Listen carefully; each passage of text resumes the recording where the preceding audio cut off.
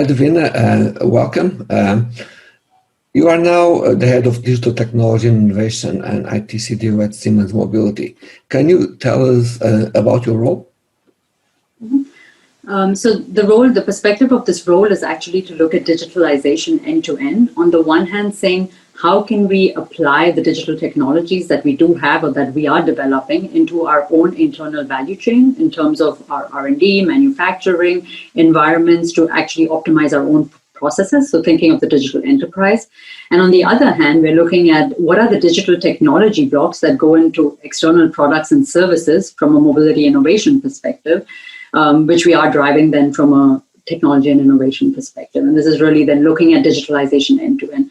And the basis of that, or the non-negotiable, as I call it, there is cybersecurity, because that is really the basis of everything that we discuss in this environment. So the rail sector is sometimes perceived as being conservative.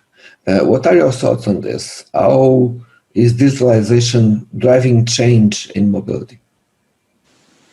Digitalization, along with climate change and urbanization, has been one of the top 3 drivers of change in the complete mobility industry.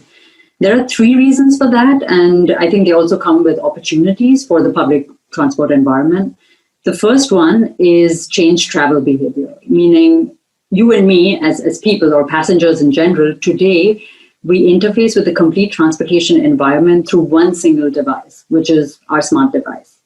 We want to know how can we get from A to B in the best manner possible through whatever modes of transport.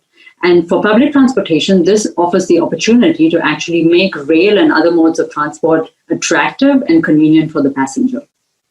The second topic from a digitalization perspective is IoT infrastructure. I mean, if you think about rail and road infrastructure, the vision should be every system is an IoT system. And why? And why that? If you want to, for example, improve the capacity of a network, right, of a train network without building new tracks. I mean, for example, you could upgrade your legacy signaling systems into an Ethernet-based environment, so really moving the logic into the cloud. You could significantly reduce the interlockings that you need on the whole complete network.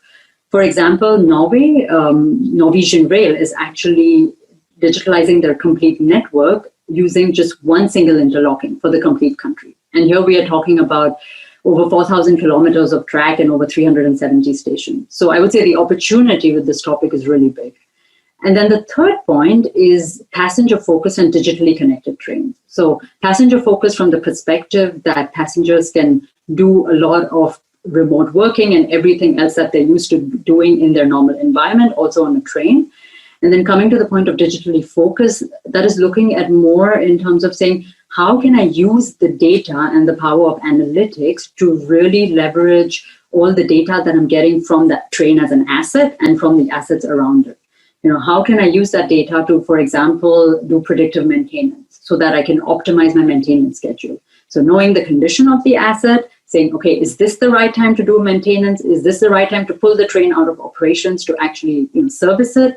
And if not, then when is the right time? So it's really the focus is about doing the right thing at the right time and to ensure basically that you have your operations running, that you have availability of the complete system. And also you can improve your maintenance costs from that perspective.